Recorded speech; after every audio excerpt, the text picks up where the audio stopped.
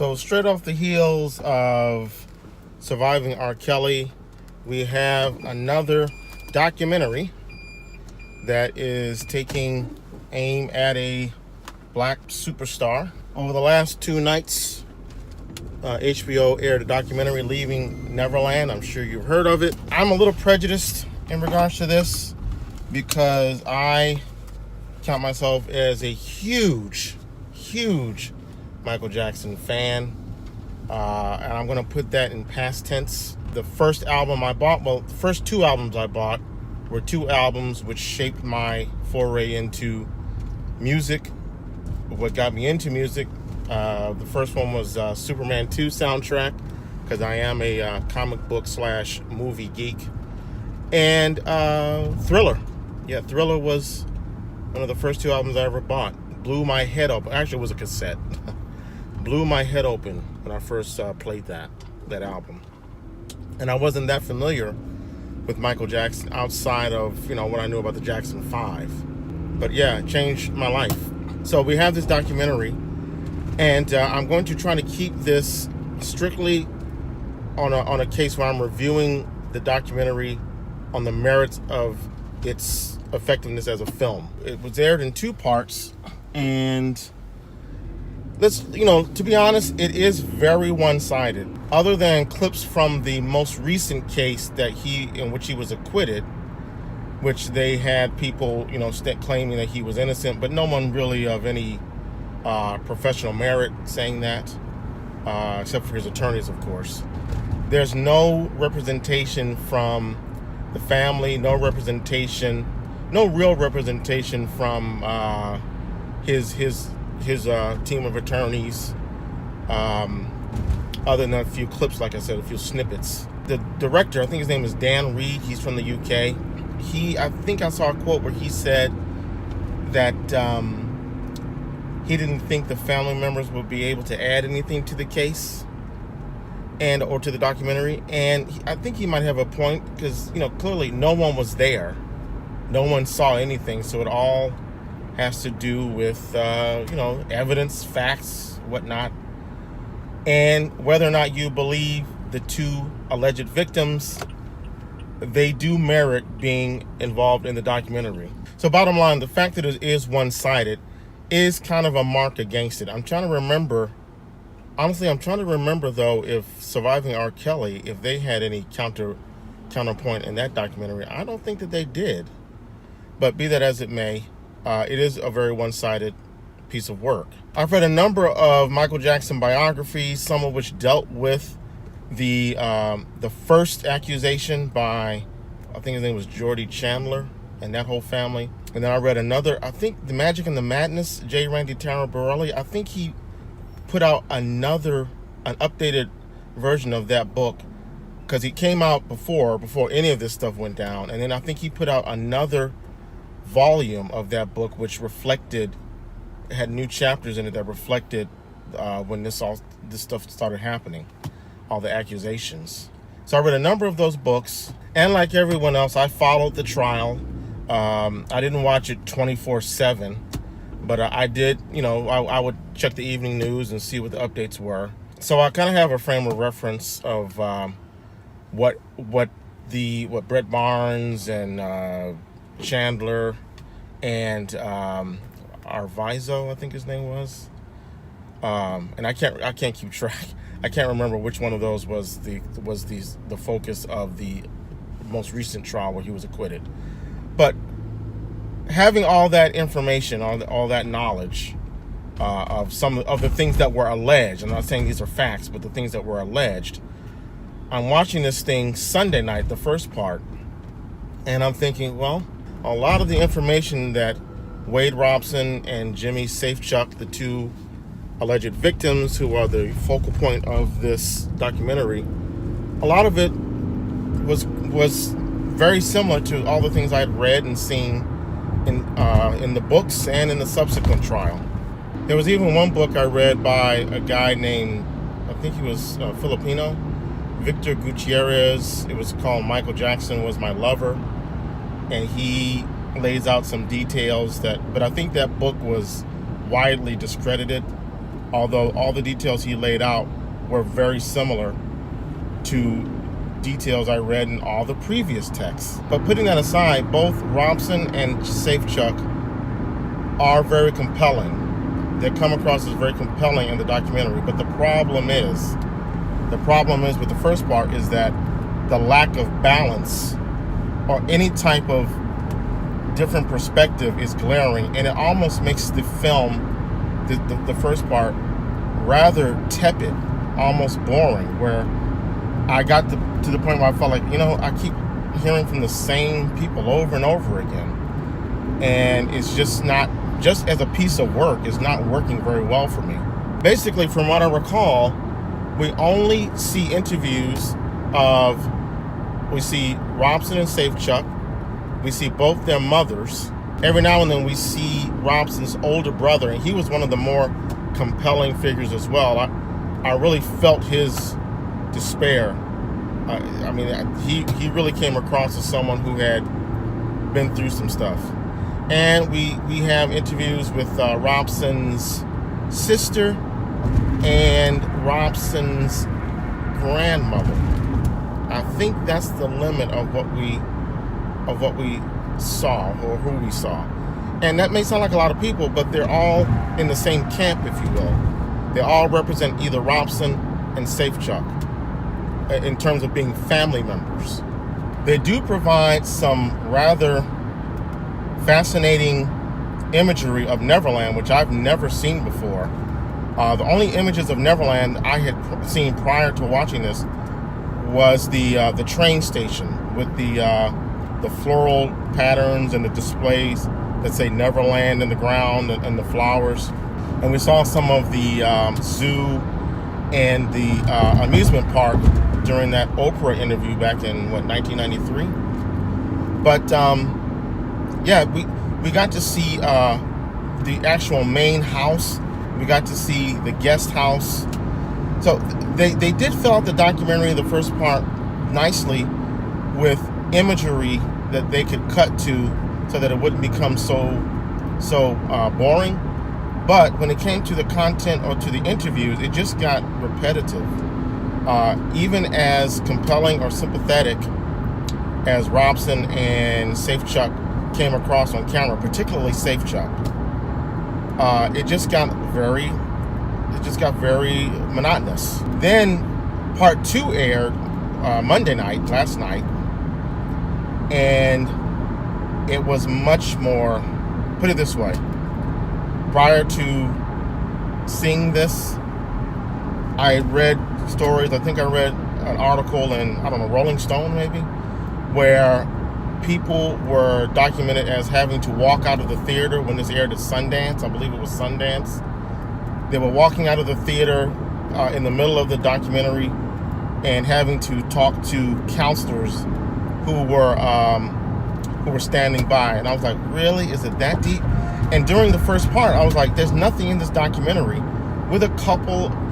outside of a couple of lewd acts that I had not read about in any of the books I've seen or in any of the trial that I had heard about. A couple of lewd acts that Safechuck and Robson both described in detail. I was like, there's nothing in this documentary thus far that I don't think is already on the public record in terms of the way Michael allegedly groomed his the children and some of the acts he did on them, where he traveled with them, where they traveled with him, how he created a wedge in the family and tried to separate the children from the family. And again, this is all alleged. So I'm like, what is this bringing to the table? Then came part 2. And what part 2 did was it opened the door to a lot more dynamism, simply by adding the wives of the 2 alleged victims. Once they introduced the wives, and the story kind of culminates when they talk about the victims, alleged victims, after Michael Jackson passes. That's when, and then it's only got maybe 30 minutes remaining.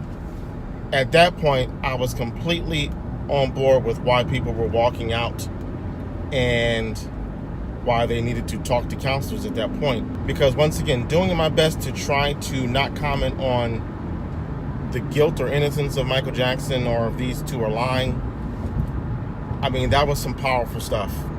Whether you believe they were lying or not, and you can put your hate aside if you think they were lying, that was some really powerful stuff.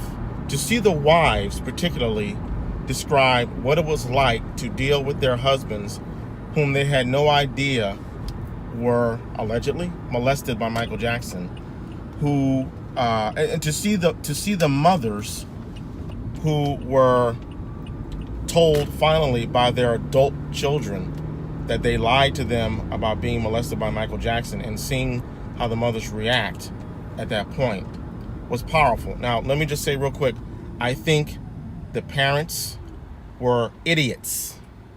Idiots. Okay? Let's put that on the record. The fact that I believe they were completely irresponsible parents.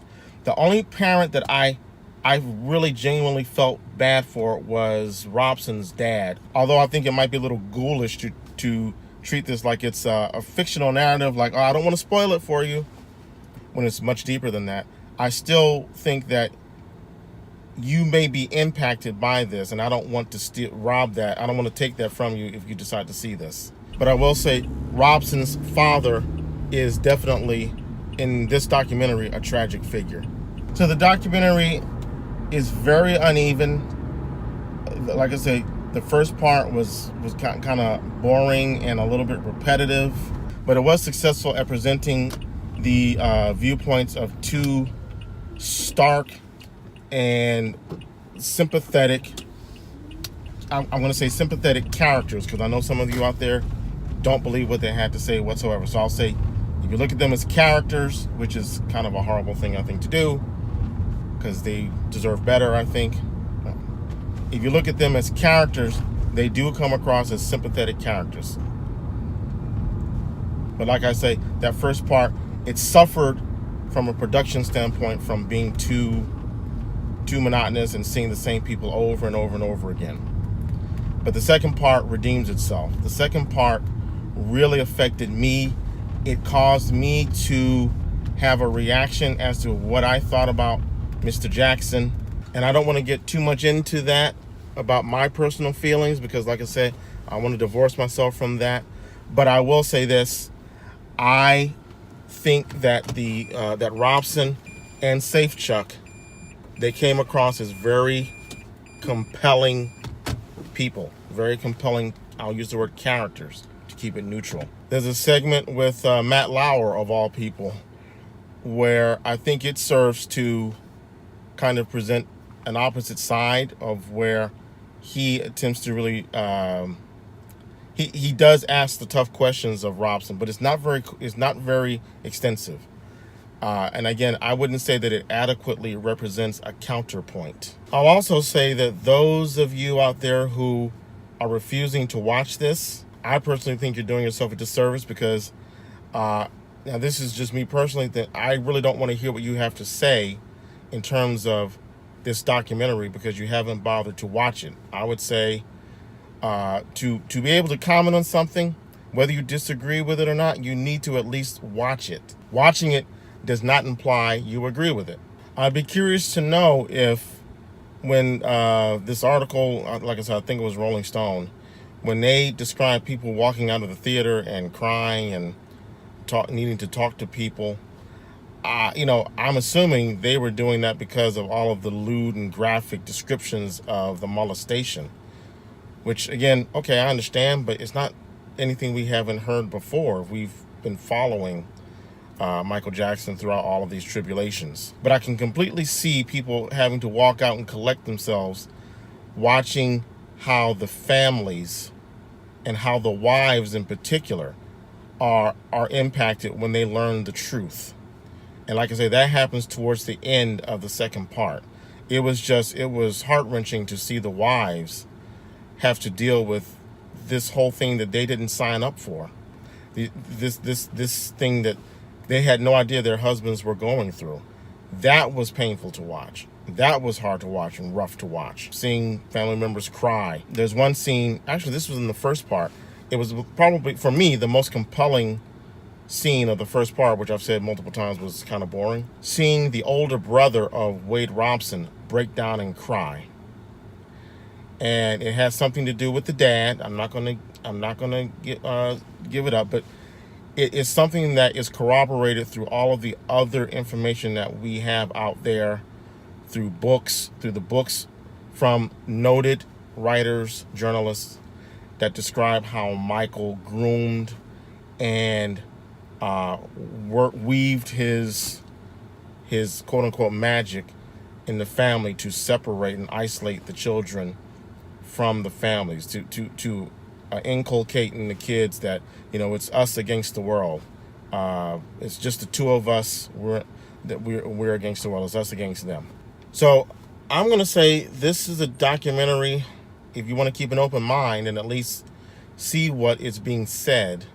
This is a documentary worth watching, particularly if you are a fan of Michael Jackson, or a former fan of Michael Jackson even, and you want to be knowledgeable, so that you would watch this so that you can make an informed opinion as to whether or not you want to credit the film or discredit the film.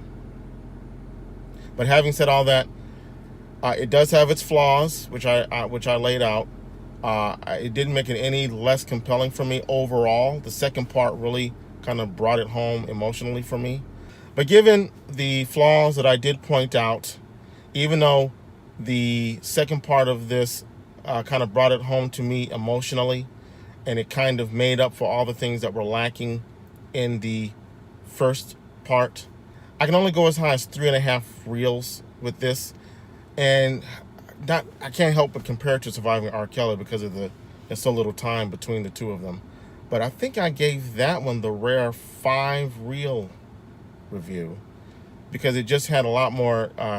It had a lot more dimension to it, with things happening on the fly and things happening that we were seeing live, real time, which we don't see here. But yeah, 3.5 reels. It gets powerful towards the end, people. And again, I do recommend that everyone see it and then form your own opinion. Thumbs up or thumbs down. The documentary is not asking you to change your mind or try to sway your opinion, but I think it's something that deserves to be seen. And there you have it. That's the martini.